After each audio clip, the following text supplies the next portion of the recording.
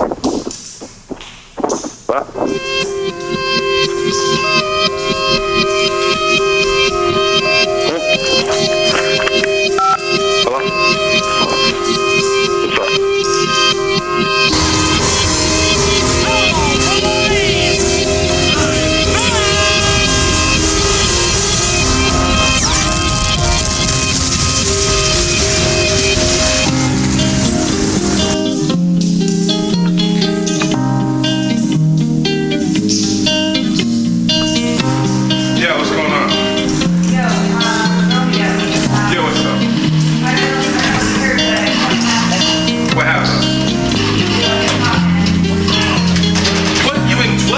What's up?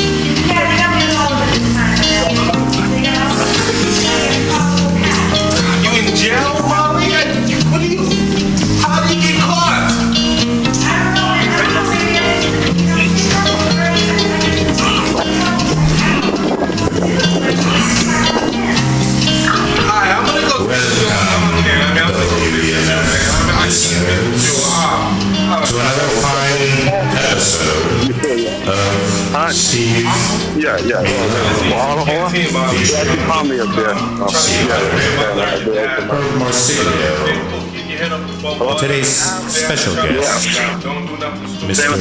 Tyrone I'm not the bouncer. Jones. I just want to let you know the stand-up comedy upstairs. Tyrone, are you there with us? Yeah, what's up, Blair? How are you doing tonight? Cool. I'm just doing the comedy show, so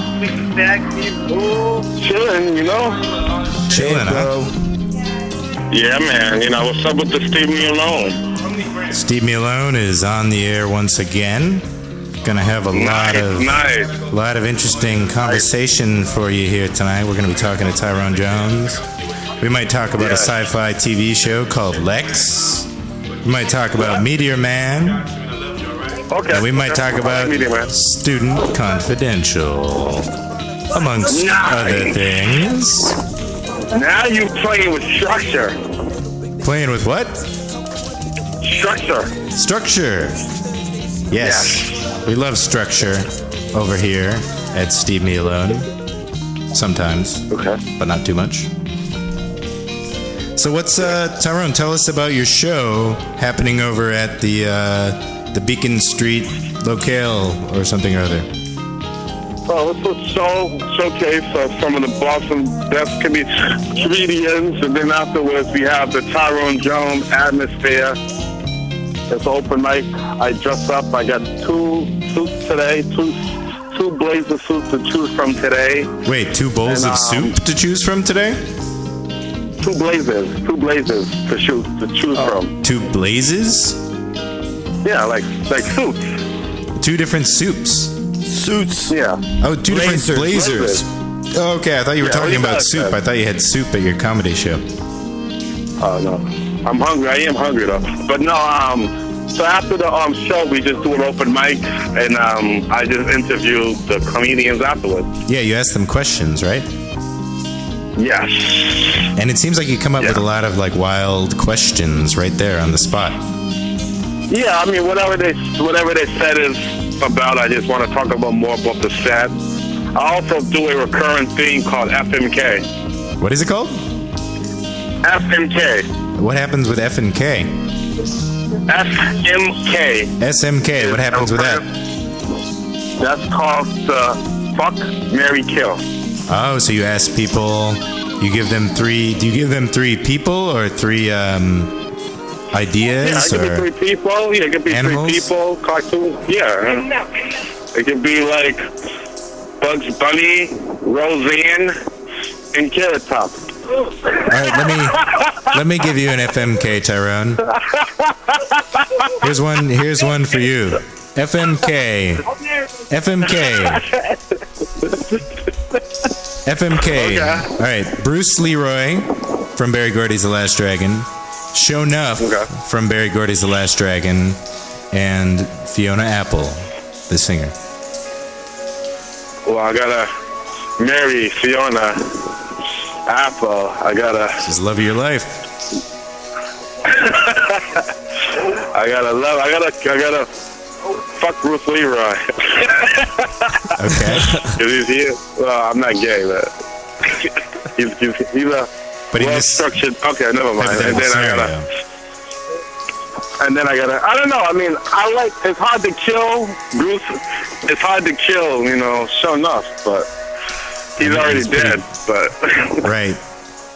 But he wasn't easy. I mean, I like the Shonen character, though. Say this was. I like the Shonen character better than I like the Bruce Leroy. So. Let's pretend this is 1982 and that he's alive still. Well, then, if he was alive, then I would like to. Well, marry Fiona, fuck Bruce Leroy. I mean, fuck Sho'nuff and kill. So wait, Bruce you would rather fuck Sho'nuff if he was alive than kill him? Oh, so you were saying you were going to kill him before because you figured it'd be easy because he was already dead. Spoiler alert, everyone. For the movie. I like Bruce Leroy. I mean, I like Sho'nuff. I I think Bruce Leroy was okay, but he was a little bit too. He was just a little, like annoying, kind of too clean cut for me. So I don't mind killing him, So that's interesting. So you identify with the villain from Barry Gordy's The Last Dragon. Well, I mean, possibly because I identify with Bruce Leroy as being a good guy, and except for the good part of you don't get the girl, like he got the girl. Vanity. He got Vanity. He got Vanity. I'm sorry, I'm talking to a dog in the street, Karen. I'm sorry, guys. Wait, tell us more about. Wait, you're talking to a dog in the street? Yeah, two couples. But wait, who are these dogs? Where did you find these dogs? Oh, they were just walking down the street. They gone now. So you just I like Bruce Leroy, but like. I mean, I'm like Bruce Leroy, but like without the vanity, without the, and also I don't have the axe-kicking karate skills. But you know what? My karate skills are comedy. So wait. I got the black belt of that shit. You dig? Yeah. Don't I? Yeah. So where's your vanity? I don't have one. That's what I'm saying. You are looking for a shapoopy. But, it's a shapoopy, obviously, so, I'm like Bruce Leroy without the vanity. So that's why I would kill. Because I just a little bit of myself, but I like Sho'nuff. Okay, let me ask you this. Do you think that you don't have a vanity because you don't have the kung fu moves? Or do you not have the kung fu moves because you don't have a vanity? No, I do have the kung fu moves. My kung fu moves are my comedy. Oh, okay. I don't have actual kung fu moves. But, it's okay. I'm not hating on Bruce Leroy because he got vanity. That's cool, but I thought he was just too up. I just thought he was not my type, I like Sho'nuff. Sho'nuff is my man, My man, sure. I'm actually going to go as Sho'nuff next year for Halloween. Cool. That's a cool costume. So you need to get like the football shoulder pads and all that? Yeah. I'm gonna walk in the pizza shop and go, tell that chicken how to sell of yours. Now he got to fight me. And then I'm gonna just destroy the pizza shop. Awesome. Well, Tyrone, I'm gonna see a video game. I'm gonna be like, who played this garbage? I'm gonna shut up, bitch. I'm gonna kick it. So, Tyrone, I think we're gonna talk about the movie Meteor Man now. Now, have you seen the movie Meteor Man?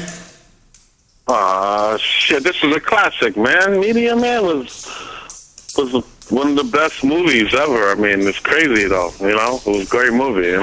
This is interesting because I swear there was a time, perhaps the final night that WEMF radio was in the EMF building when you said you did not like Meteor Man. Yeah, it was all right. I mean, it was all right. I mean, I liked the Blank Man better, but you were more of a Blank Man, man. Yeah, but I think Meteor Man is all right. I mean, so Tyrone, can you, for anybody in the audience who doesn't know what Meteor Man is, can you explain a little bit about what you know about Meteor Man, and then I'll jump in if need be? Yeah, I mean, Robert Townsend got this piece of this meteor that inflicted him with powers that are superhuman. He could fly. He's like an urban Superman, kind of. And he just, I don't know, he just had these powers and he was doing these things, X-ray vision and stuff. It was all right. Hold on. Yeah, he plays a teacher, and yeah, he's just trying to be a teacher. But then one day, well, first he gets robbed by this gang. They steal stuff out of his car, and the gang is called the Golden Lords, and they all have gold hair. And that was bad. That was bad. And then he, out of nowhere, seemingly gets hit by this big green meteor. And you think like, oh man, this guy's gonna die. Well, also, instead, it was a good movie. I mean, he gets superpowers. Yeah, it has some. Yeah, it has. I mean, it didn't really have. You know why I didn't like that movie? It didn't really have a beautiful woman in there. No beautiful woman. Did they have like? Did they have like a female role lead though? Did they? No, you actually make a good point. I think at the beginning of the movie, there's sort of a love interest that he has. But then I think she pretty much just drops out of the movie altogether, and you can't have really that. You doesn't show up again. Yeah, I mean, I thought it was good, but if it was like a love story mixed with that, it would have been real good. Like, there could have been a lot of females could have been in that movie. Tisha Arnold, Tisha Campbell from Martin could have been in that movie. Whoever was like good at that time, like maybe Halle Berry could have been in that. Whitney Houston could have been interested in that. They could have did it, and it would have been a bigger and much more, And I like love movies and stuff. I'm kind of like the hopeless romantic, and I would have thought that movie was better, but it was just silly kind of. There was a subplot with Eddie Griffith plays Robert Townsend's friend, and there is there's like a news reporter that he's into or something. But I don't know how developed that plot line gets. Yeah, it was cool, man. I mean, it was great. But I give it a C plus, and a C plus. Well, I give it an A plus. Tell you what, we're gonna go ahead and play a scene. We're gonna play a scene from the movie. This is at the beginning of the movie. Well, okay, I'm gonna hit you up though. All right, sounds good, Tyrone. All right, man. Best of luck with the atmosphere. So, what we're looking at right now. Oh my God, this is not actually the beginning of the movie, but this is a scene when he doesn't really know that he has superpowers yet, and he's walking down the street, and then the Golden Lords, one of whom is Don Cheadle, pop out of the top of a gold car and start shooting him with Uzis, and he falls to the ground. I think we got him. Oh, Mario. The one guy laughs maniacally while he does drive-bys. He just got shot, 40 times, and he's just laying on the ground. Something's wrong. Look. They can see him with a rear view getting up. No. I hit him with everything I had. You stole me, Golden. You stole me, Mario. Shut up, Uzi. Man, back this thing up. Back it up right now. They're backing up.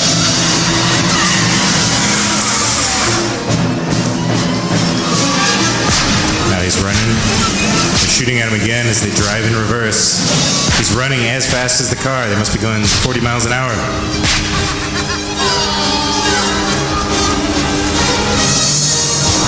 Now he jumps in the air, but he ends up jumping super high and grabs on to the top of a light post. He just, Did he? Uzi, he just, And these hard-boiled gang members don't know what to do. So they drive away in their gold car in fear. This is awesome. But Mr. Reed is still stuck at the top of the light post and doesn't know what to do.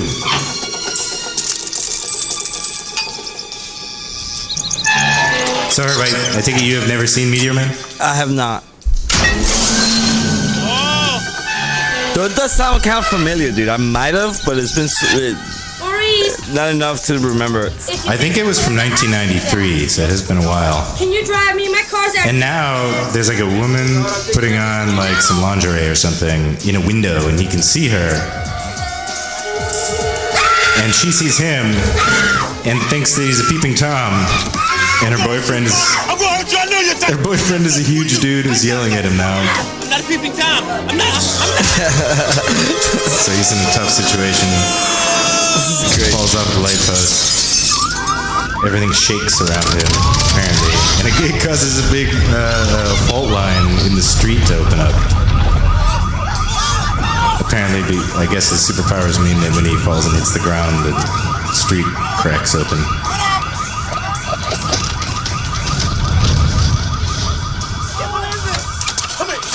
Oh man, the giant guy is here with a baseball bat, chases him off. You come back, I'll be waiting for you, you pervert! So anyway, that's the end of that Meteor Man scene. Let's see, what else do I have queued up here? This is another sort of montage right here. I might fast forward through some of this. In this montage, he's sort of figured out that he can be a superhero. And so his mom, I think it's his mom, is helping him make a costume. And they make a bunch of different costumes, and they all look kind of goofy, most of them. And then Eddie Griffith sits on the couch and like waves his hands if he doesn't like the costume. This is just like a fun learning to be a superhero montage. He's got a red costume with some cameras. Do the laser eye. Laser eye. Okay. He has laser eye powers. You can cook eggs with them instead of a pan. That would be a cool power to have. I'm Meteor Man. Put that VCR down. I don't have evidence. He has two Polaroid cameras on his shoulders here. I guess he's planning to stop a lot of VCR robberies. So anyway, let's go forward a little bit. Here he goes out, he's going out to sort of like try out his superpowers and be a superhero for the first time. He's flying like 6 feet off the ground. He's not very used to it. And then he goes into this house where they're making, I think, crack cocaine, maybe regular coke, I don't know. And Biz Markie is in there. Who? Biz Markie, you know that guy who sings He's just a friend. That guy. No way. He's like the actor who's like the guy in charge of this this drug manufacturing deal. This crack factory. Man's in town. So then he just like uses his blowing breath power to like make all the powder fly away. Presumably getting all those people really high. What's going on here? And now there actually is a VCR being stolen. TV repairman. This guy says he's a TV repairman. We won't breathe a word. He just turned, but Meteor Man just turned on the TV with his power up, TV looks fine to me. which spooked these guys. Have a good night, folks. And then he flips backwards and flies away.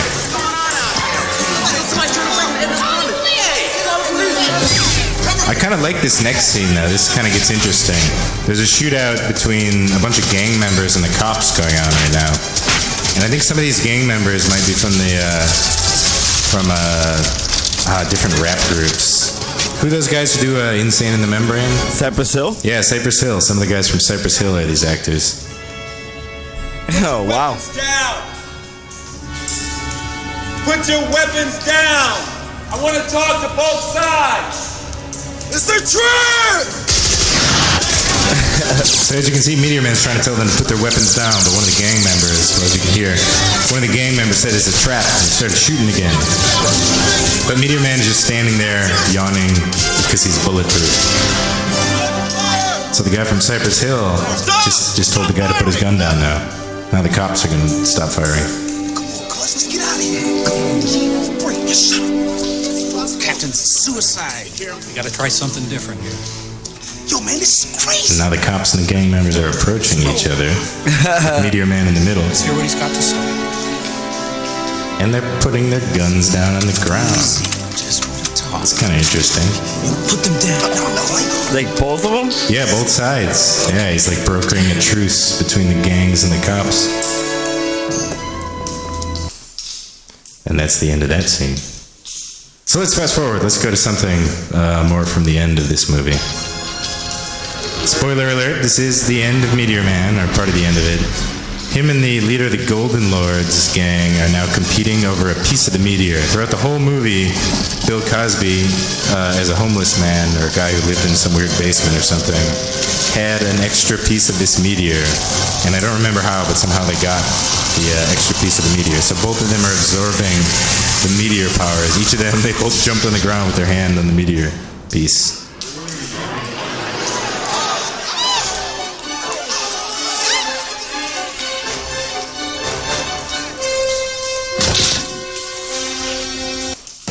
Now, we shouldn't forget, the guy from the Golden Lords is picking up Mr. Reed over his head. He just threw him into like a truck.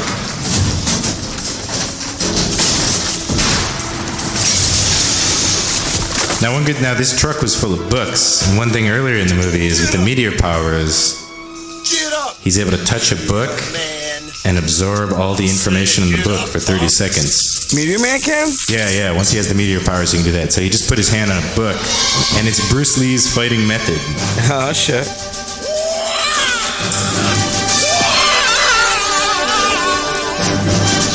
So you can probably guess what's happening here. He's about kicking to ass? fight him like Bruce Lee, using Bruce Lee moves.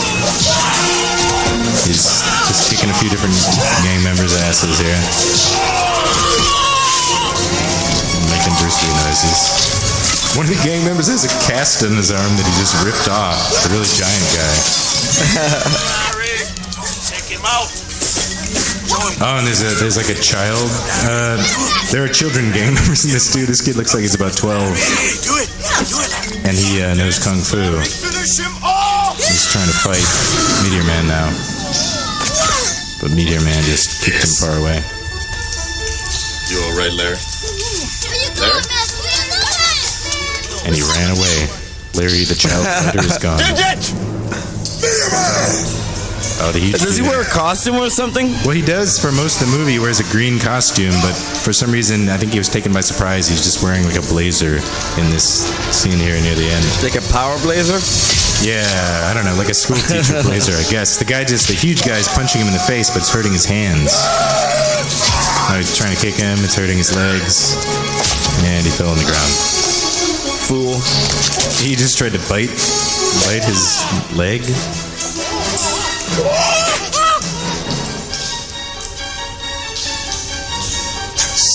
Eddie Griffith just realized it was 30 seconds, so he doesn't have the Bruce Lee powers anymore. He can only keep the powers from the book for 30 seconds. I got him, Brody. He's looking around on the ground for other books to try to get power or information from. He picked something up. Turns out it's Ladies Runway Modeling Made Easy. So then he throws the book at the leader of the Golden Lords, who catches it, and now they have both absorbed runway modeling powers. Are they voguing on a catwalk or something, dude? Yeah, that's basically what is happening now. This just went from like Bruce Lee to like fucking Zoolander, dude. Yeah, pretty much. Yeah. Everybody thought Zoolander was so original, but in a way, some of these things Meteor Man did first. My man, And Don Cheadle's doesn't know what to say. 30 seconds. I love that he's in this movie. That 30 seconds passed a lot more quickly in movie time than the Bruce Lee 30 seconds did. That Bruce Lee 30 seconds felt like about 4 minutes, and the runway modeling thing, because it was just a short gag, only lasted about 10 seconds, I think.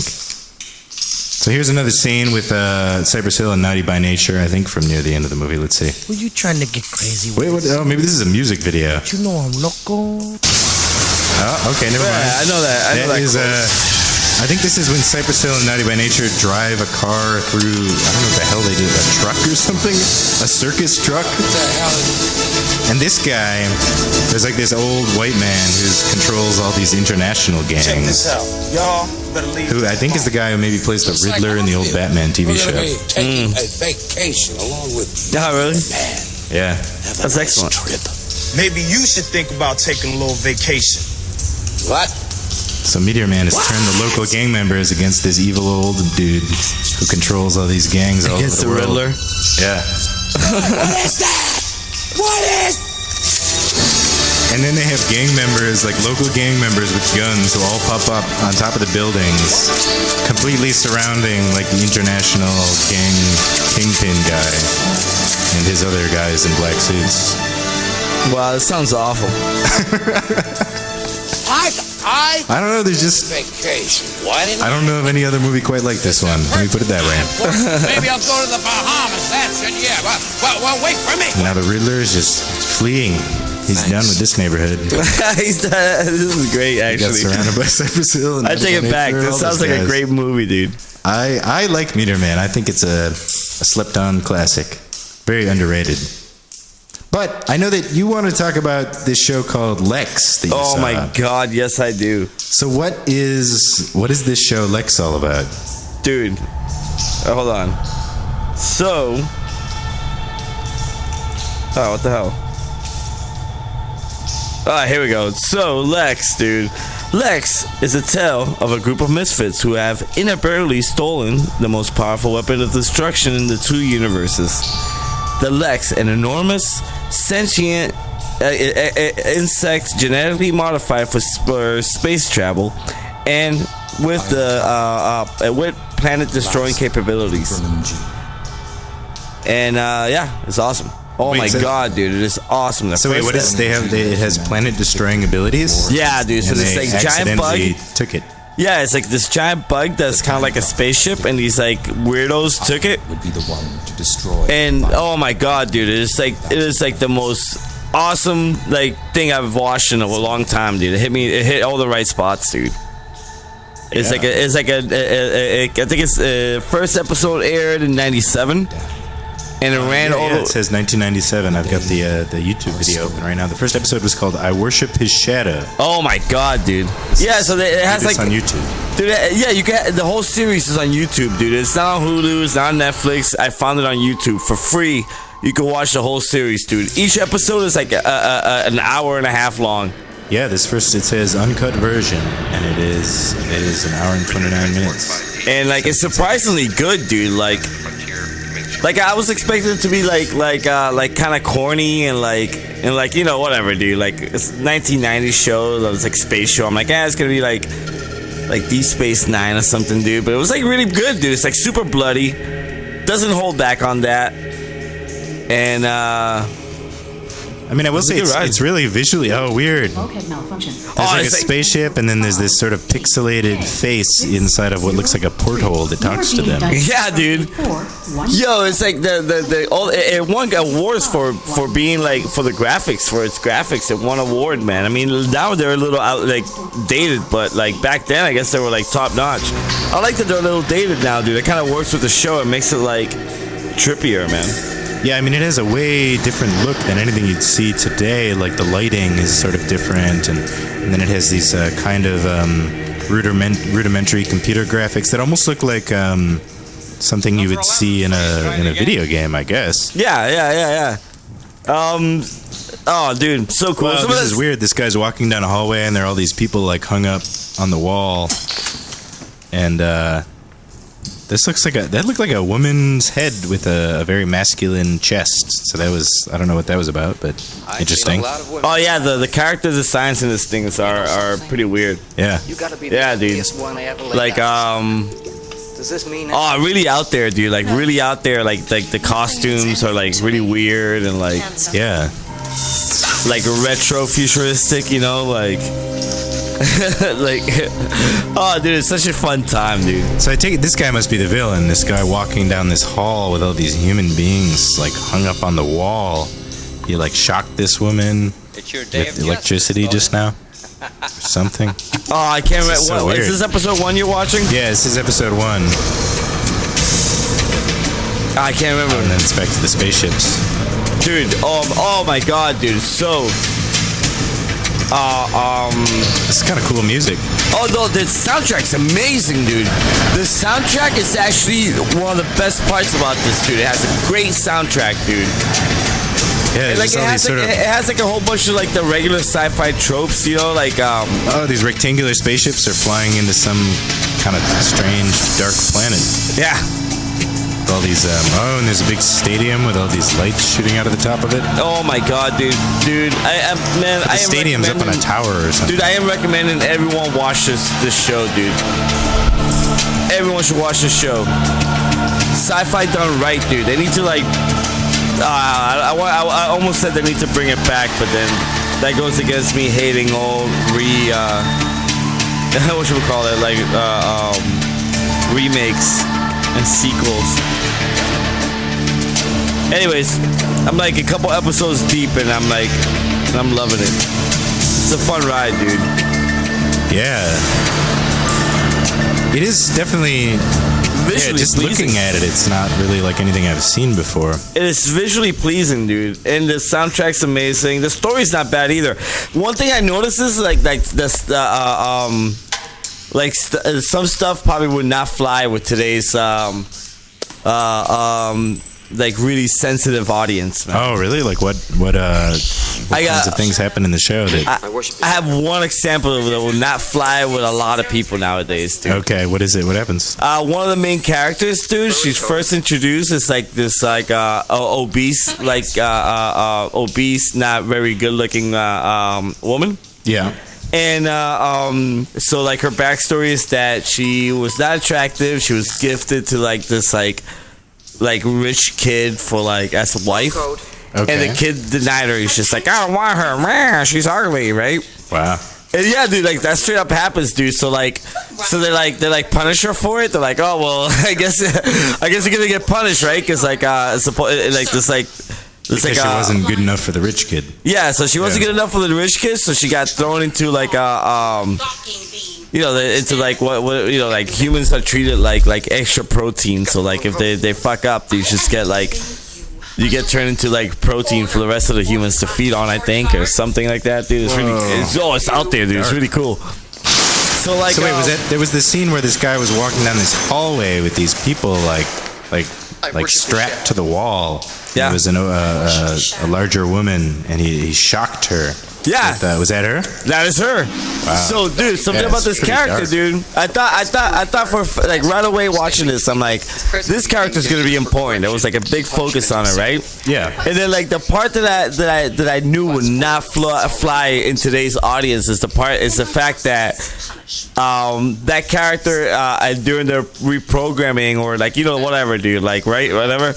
They straight up she goes through this process and becomes this really hot girl. Oh, weird. Like that happens, dude. And a lot of people will probably be like, they probably wouldn't like that. I almost saw it coming watching this. I'm like, oh, there's no way. I was like, oh, there's no way they're gonna keep this. I saw it coming from a mile away. I'm like, something's gonna happen with this girl, dude. Like, she's really important to the story.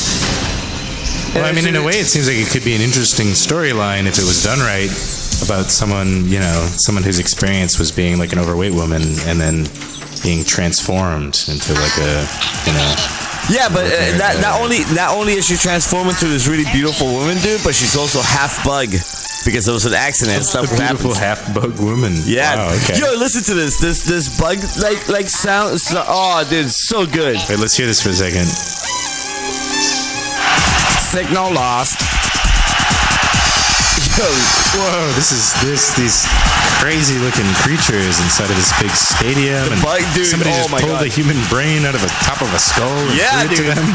Yo, it is hardcore. Yo, things are about to go bonkers. Yeah. And like, oh my god, dude, like shit hits the fan around this episode. I mean, around this time of this episode, dude. Yeah. And it's like, it is what hooked me. Like this area of this episode is exactly what hooked me, dude. It was like the best. And it also got like a goofy, like earnest character, dude.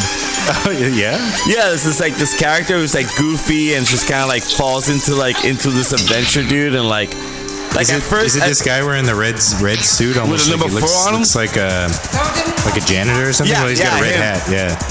Dude, best character, dude. Wow, and there's a hologram of this woman up above the stadium. Yep, she's about to give a verdict. It's just about to hit the fan, dude. It is an awesome series. Weird. And then this guy with the gold medallion. Oh man, sitting there waiting for something. Dude, so like they introduce you to like at least 10 vital characters in the first episode, dude, and like only like 3 of them make it at the end of it, dude. Wow. Which ones? I'm not gonna tell you. Yo, Lex, dude, holy crap, what a pleasant surprise. I'm glad I checked this show out, dude. How did you come across this? The Out of the Blue Gallery's owner, Tom Tipton, recommended it to me after a heated discussion about Gundam. You hear that, folks? If you go on down to the Out of the Blue Gallery, presently located... Wait. Whoa, weird. The bug keeps making all these weird noises. But you can get down to the Out of the Blue Gallery in Cambridge, Central Square, 541 Mass Ave. You can have an intense conversation about Gundam, the big robot animated Japanese TV show. And Tom just might recommend a TV show called Lex to you. Yeah. Or you never know what you're gonna get. Yeah, talk to him about whatever current TV show you like, and he's gonna have a good recommendation for you. Yo, that bug saves the day, dude. Target signal located. Located. He located the target signal. Oh my god, dude. Wow, and this is whole. Yo, Steve, graphics thing.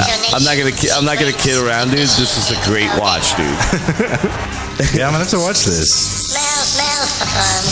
I'm loving this bug. Yeah, yo, it comes out of the, and it comes out of the music.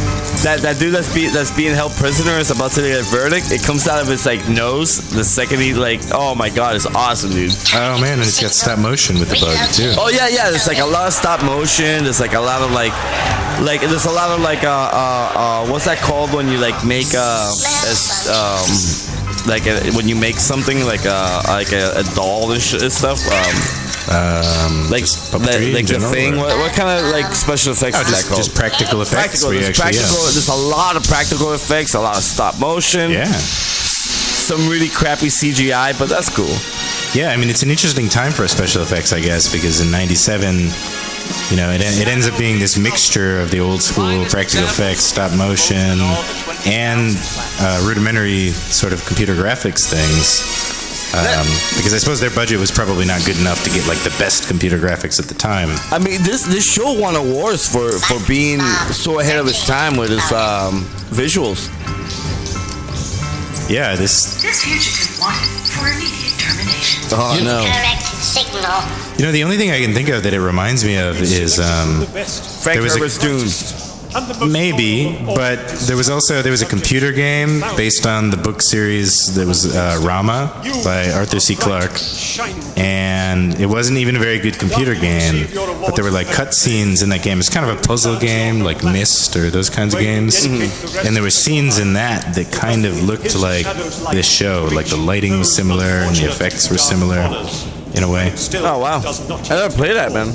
Hey man, do you like practical effects, man, over CGI, dude? Oh hell yeah! I mean, like CGI is beautiful, and you can do a lot of amazing things with CGI, but I think something is definitely lost when I mean, it just seems like so many of these projects have given up on practical effects, which can be a lot better, especially for horror. Oh my god, way better. Yeah, and this little bug that moves around with the stop motion, this sort of robot bug or whatever it is. Yeah, I mean, there's something about the way this thing moves around that just looks really cool. Yeah. Yeah. I love practical effects, man. I hope they bring them back. Hollywood needs to bring it back. Pay some artists to do your practical effects, man. Yeah, you know, there was that, I don't know, what was it, that movie Mirror Mask? Or it was like a Jim Henson, maybe it was Jim Henson's daughter made it, I don't remember. But they sort of had some puppetry kind of in the style of the Dark Crystal in that movie. Oh, nice. But there was also a lot of computer graphics, and like the puppetry just wasn't. It was clear that they just didn't have the money, I guess, probably, or the right people to do it as well as it was done back in the 80s in movies like the Dark Crystal or other movies that use practical effects. This is crazy that this guy yelled something about everybody being slaves and every planet. You are hereby sentenced to be devoured by cluster lizards. Oh, dude. Seems to be devoured by cluster lizards. Yo, so that bug messed up the transmission, and they were about to give this little girl an award. Yeah. It was like the highest award any individual could get. And like the bug fucked up the signal so that the prisoner got the award, and the little girl got punished. They got death. He got like straight up punished to death, dude. Oh my God! So the bug reversed the. Yeah, dude. It's like nuts, dude. Yo, that was insane, dude. I could not believe that happened, dude. And like her whole family starts getting slaughtered, and the bugs start eating everybody, dude. It's like, wow. Yeah, dude. This is like, man. Yeah, this is great. I mean, this just seems way out of the ordinary. Star Wars has failed us, man. I said it right here, right now, on Steve Me Alone. I'm saying it. F you, George Lucas. You have failed us as sci-fi. You're only giving us the same BS over and over again, and we demand better sci-fi. We demand stuff like Lex. God damn it, we demand better from Star Wars, man. You know what? Bury it. Bury Star Wars. 6 feet under where it belongs.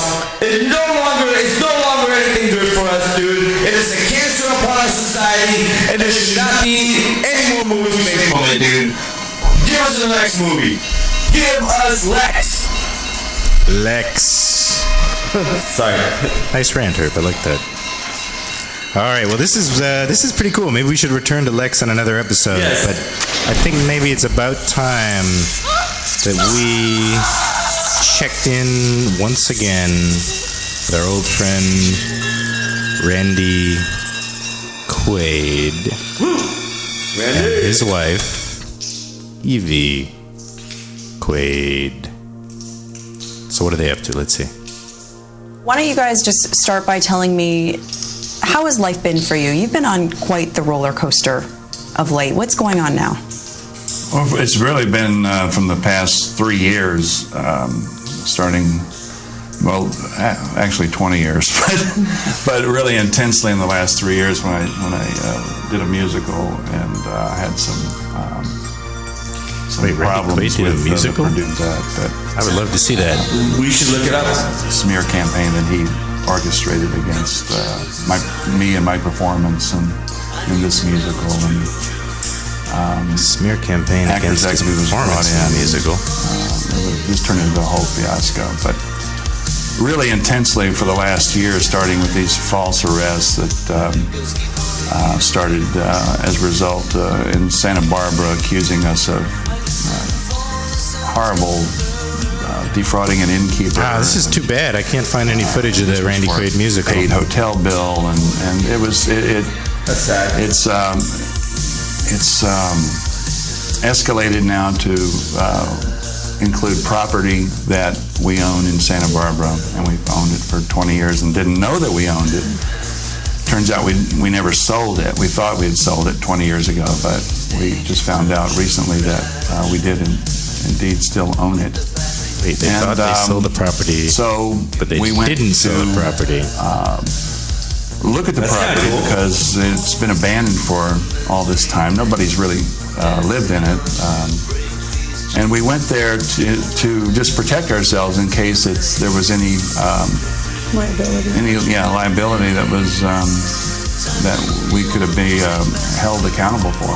And we got there and the place was just run down, and our old outdoor furniture was just like thrown into the bushes. So they owned a house that they didn't know that they owned. The place was run down when they got there. The garden was dead. And is that what they've been staying at all this time? So we just I don't know, because there was a whole 5 or 6 days, some kind of controversy with them racking up hotel bills too, and cleaning up, and that was when we were arrested this last time for. They were arrested for cleaning up the house that they didn't know that they owned, but they found out that they owned. Police say that you trashed the place. Canada, right? That you broke a mirror and hung a portrait of yourselves up. Was that Canada? Your initials in the mailbox. Oh, this is someone. This is a news anchor illegally, and did you trash it? No, the house. The house was. Oh, I think it was in California. Oh, but then somehow they got in legal trouble and they went to Canada for a while. And they are truly out of control. and hopefully the Attorney General will be elected governor and will do what he did in Bell County and arrest all of them and wipe them out, because what they're doing, and this is sort of an amazing story, but when I learned a lot at immigration. When I was in one of the holding cells, I was with an Indian girl who had come from Sri Lanka, and she was missing her hand, and she had left war-torn Sri Lanka. And I said to her, first of all, why did she leave? And she said she couldn't take the bombardment of war anymore. And she was seeking political asylum. And she left her boyfriend, her entire family, come here in a boat with 400 people. And I said to her, in your country, is it ever possible for a small corrupt faction of government to, in fact, steal the home and wealth of a wealthy person and then try and kill them? And she said, yes. And I thought to her, well, I'm in a horrible position, but you're in a truly horrible position. But there are people who are in much more horrible positions. But I believe that in Santa Barbara County, that's what's happening. Michael Jackson's home is somehow being donated to the county. What about his children? I think this is too complicated for us to figure out in this episode of Steve Me Alone. Let's switch over to this other Randy Quaid video, though. That's pretty interesting, though, man. For a paid hotel bill, I knew instantly that there was fraud, corruption, and we had to figure out why this was happening to us. So immediately, and that was The strange tale of Oscar and Emmy nominee Randy Quaid and his wife Evie. For more than a year, they've been on the run, avoiding felony charges in California, saying that they don't want to be targeted by people they call star whackers. Well, this week, after missing yet another court date, Evie forfeited her $500,000 bond. Randy Quaid is joining us exclusively this morning from Vancouver, Canada, their new home. But first, let's go back and give you a look at the trouble facing this Hollywood couple. Now, wouldn't you know it, the Army cuts my disability pension because they said that the plate in my head wasn't big enough. This is a clip from Christmas Vacation, Randy Quaid played memorable characters in his movies, real life is turning out to be I thought he was actually saying that. We're not criminals, nor are we fugitives from justice, nor are we crazy. Quaid and his wife Evie missed a court appearance in Santa Barbara, California this week because they are in Canada seeking asylum, they say, for their protection. We believe there are to be a malignant tumor of star whackers in Hollywood. The Quaids believe that people are singling out celebrities to either steal their fortunes or kill them.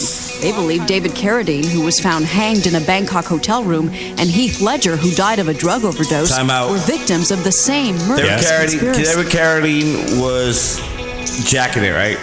Well, I mean, that's the official story, was that he was, that he was engaging in autoerotic asphyxiation in a Bangkok hotel room. That's the way I want to go. Yeah. That's how you're going to go out, Herb? That's the way I want to go out. It's one way to go out, I guess. But according to Randy Quaid here, that was a setup by star whackers. I believe these actors were whacked. The Quaids are facing charges of trespassing and vandalism, accused of illegally squatting in a home they'd already sold. They provided CBS with this photo of their key in the front door as proof that they still own it. You ranch this. You ain't never no good. But police believe they don't, and now Quaid, who's appeared in more than 90 films, has gone from actor to outlaw. It's going to be very difficult for Randy's career to recover at this point, but there's always a chance. Everyone loves a Hollywood comeback. It's just kind of, it's so many like overlapping peculiar events, you know? Like this uncertainty about who owns the home going on while they think that maybe star whackers are going to kill them and star whackers killed other people.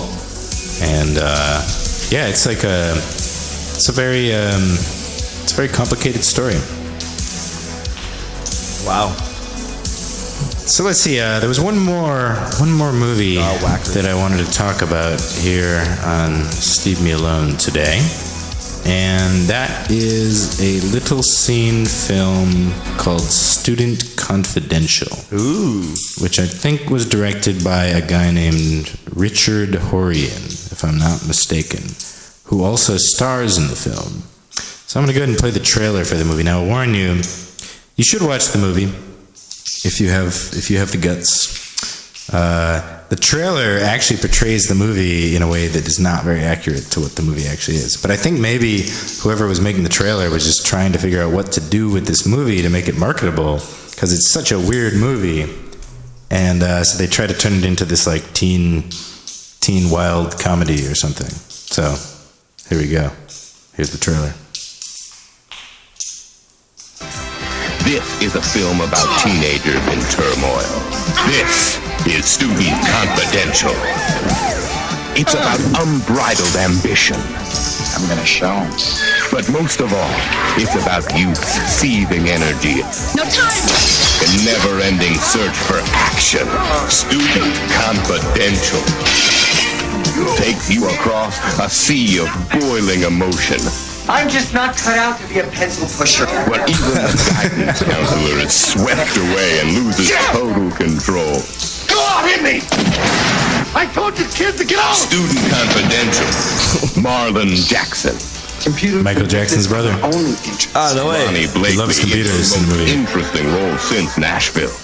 What you do or say could affect her for the rest of her life. And introducing Playboy's most outstanding playmate, Susan Scott, in her first dramatic film role. Susan Scott is better than that. plays an attractive girl who also has a weird scar on one side of her face. She hides with her hair. And has a freeze frame. They're raising this guy up in the hallway. So anyway, the movie is nothing like that.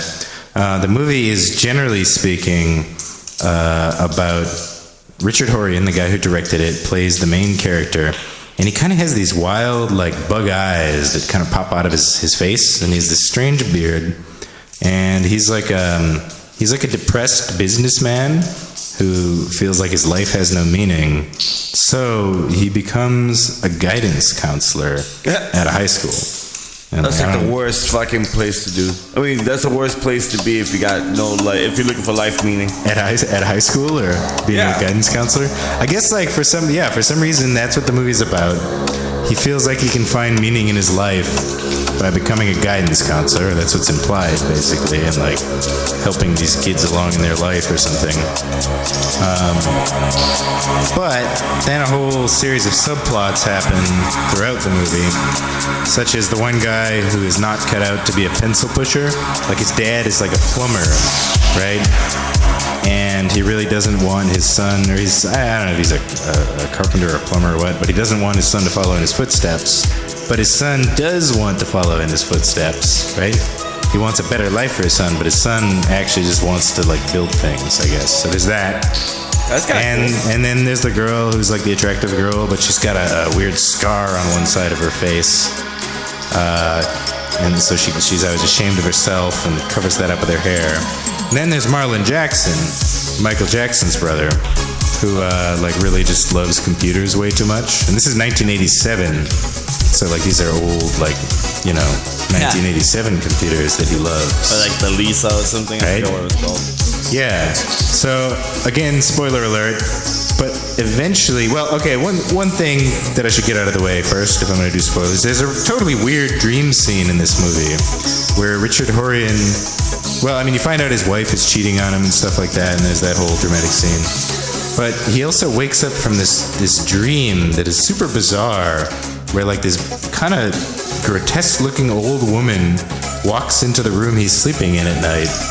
And she has these, I think, super long arms that like reach out toward him to try to strangle him.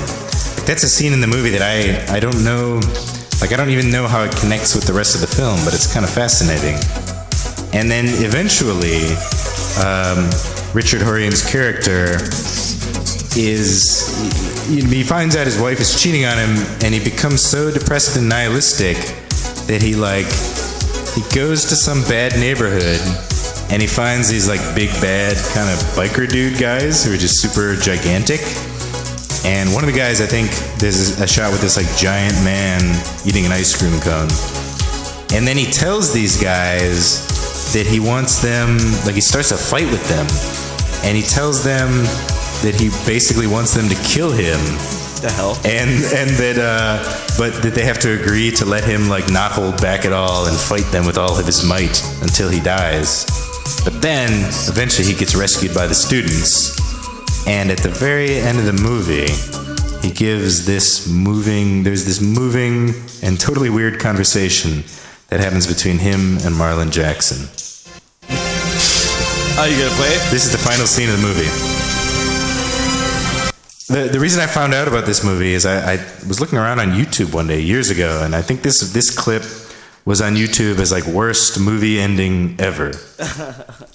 Joseph, there will be no counseling today. If there were, we would have to train. And keep in mind, like Richard Horian, like he just was in this fight that he started with these big bad dudes who he wanted to kill him. So his face is all like fucked up right now, and he's got these like cuts and scrapes on his face. And then he's talking to Marlon Jackson here. Places. Next time we meet, I want to tell you something I do know about. How to make inordinate amounts of money in the world of business. All right, put her there. So that's it. That's the end. Is that he says there will be no counseling tomorrow. Let's play it again. Next time we meet, I want to tell you something I do know about. How to make inordinate amounts of money in the world of business. And then Marlon Jackson puts his arms out, says, "Put her there." And they take each other arm in arm, hand in hand. Cool. And Richard Horian looks really sad. And he's doing these strange facial movements. Like he's about to tear up and cry, but Marlon Jackson is smiling. And now Marlon Jackson's kind of sad again. And Richard Horian's eyes are just like doing all kinds of crazy things that I can't even describe. It's such a weird acting style. I want to find this guy and I want to cast him in a movie.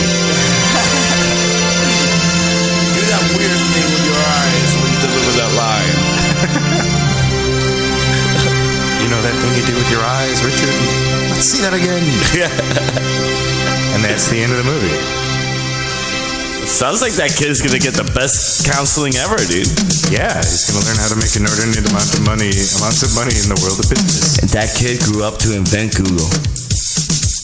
That child was the Black Mark Zuckerberg. Yeah, in their universe. Yes, in the universe of Student Confidential. I don't see how that's a bad But ending. you know, there's another, like he does these really unorthodox things as a guidance counselor that would totally get you fired, probably then and also today. Like, there's a scene where Marlon, like he's getting the idea that Marlon Jackson just uses a computer way too much. And so he grabs him and like shakes him. He like physically shakes this student. And he's like, "I've seen it happen 1,000,000 times before. People become too interested in their machines and they forget about their entire families," or something like that. And then he gives him this like weird grabbing and shaking a student pep talk about how he needs to not forget about human beings. Well, that's cool coming from a guy that's suicidal. Yeah. So I mean, I guess that's sort of part of the plot line is that he's like, a hypocrite. Well, I don't know, that he's fed up with his life as a businessman, and then he becomes a guidance counselor, and he's doing all this like unorthodox, borderline crazy stuff because he just doesn't give a shit anymore. But he's but he is trying to help the students or something. Like these are in the movie. It's almost like these are portrayed as I don't know. It's portrayed like he is doing something, like he's breaking the rules, but it's actually he's got to do that to help the kids or something like that. I don't know. Well, I don't know, Herb. Is there anything you wanted to end with on this show? Did you want to complain about? No, I'm not gonna complain. Anything? No Herb complaints today? Or anything else? No more. Wait a minute. Wait, I did want to do one quick game before we finished up. Sweet. So I wrote down a bunch of movie names, and I was hoping you could guess the plots of the movies. All right, let's do this. Okay, so the first movie is called Enter the Wagon. Oh my god, dude. Enter the Wagon is a Western. A man from the wild enters a city that is being a city run by a corrupted cowboy politician, and then the man from the wild fights the politician's crew and frees the people from the corrupted mayor. Starring handsome-looking cowboy guy. Sweet. I'll tell you once we've gone through all of these what your score was. All right. All right. The second movie name is A Blimp for Margaret. All right. So this is one of those movies where like a girl is writing. It's like a girl is writing her diary about how much it sucks to be a florist in the 1900s. And she gets cancer. Okay. The third movie, 20,000 Bastards Under the Sea. Clearly, this movie is about airplanes. All right, then. The fourth movie, Colonel Jumbo's Revenge. All right. The Colonel Jumbo's Revenge. That's right. Colonel Jumbo's Revenge, right? Stars, as the title implies, Colonel Jumbo, dude. The original inventor of Kentucky Fried Chicken. Before Colonel Sanders? Yeah. So Sanders stole the 11 herbs and spices from him, right? That bastard. And then so started he was one of the 20,000 bastards under the sea. Yeah. There's a movie that combines those two movies too, but we'll talk about that one next episode. Okay. And then he comes back to try to get revenge on Colonel Sanders, but Colonel Sanders beats him in a duel. Wow. Sort of a tragic ending on that one for Colonel Jumbo. Dude, it's like the most tragic movie ever. But true to history. Yeah. So that's important. All right, the next film title is Forging a Kiss. Come on, dude.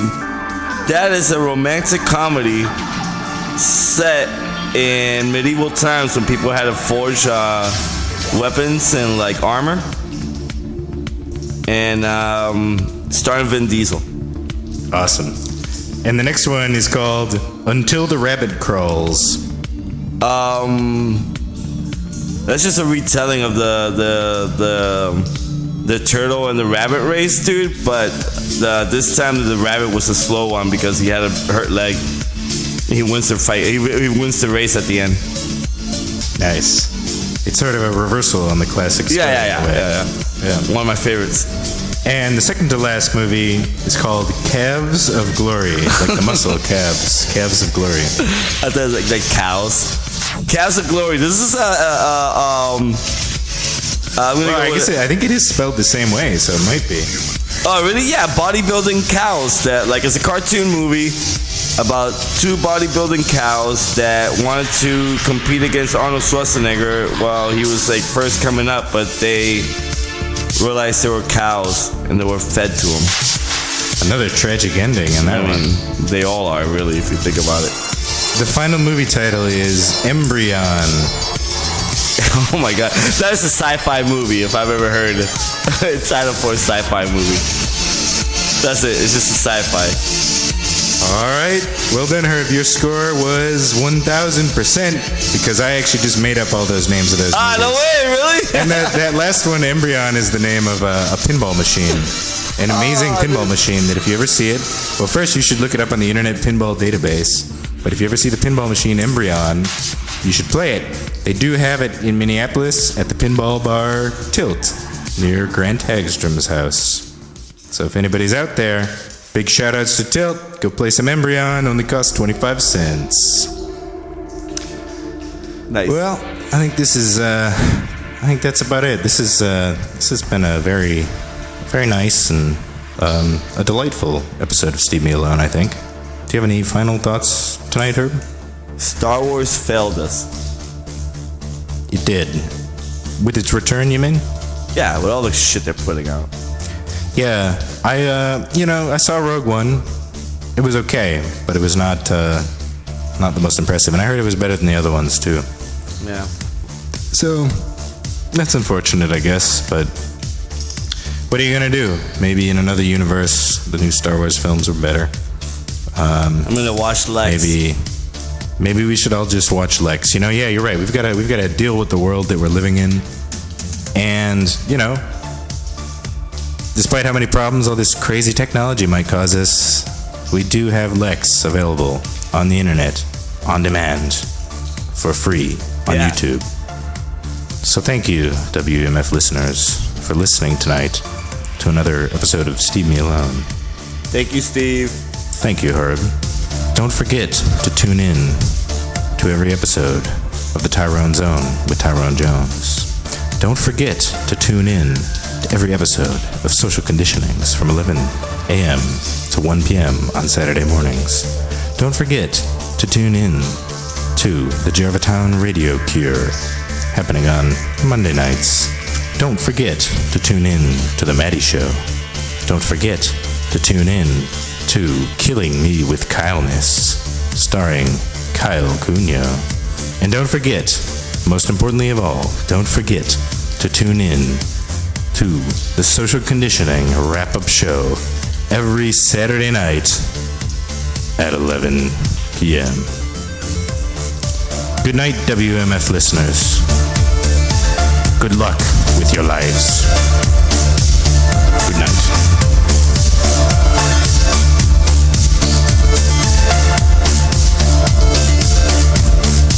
Well, this is a fine place you have here, Doctor. Thank you. And I must say, Professor, your knowledge of engineering is most impressive. Back home, we call him the miracle worker. Indeed. May I offer you something, gentlemen? Dr. Nichols, I might be able to offer something to you. Yeah? I notice you're still working with polymers. Still? What else would I be working with? What else indeed? I'll put it another way.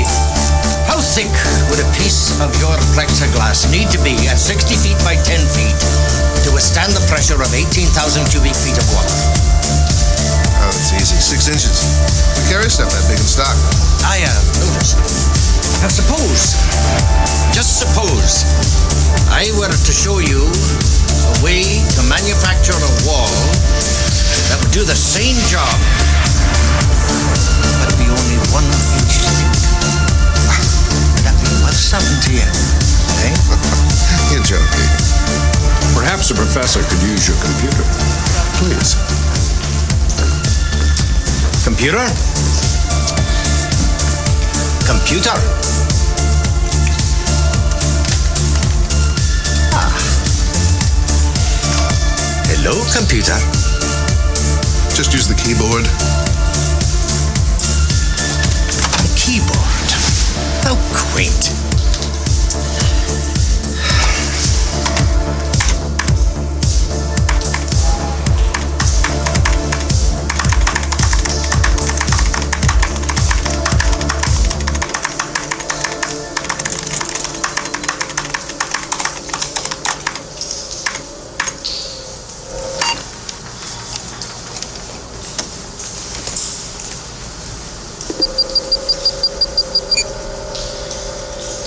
Transparent aluminum? That's the ticket, laddie.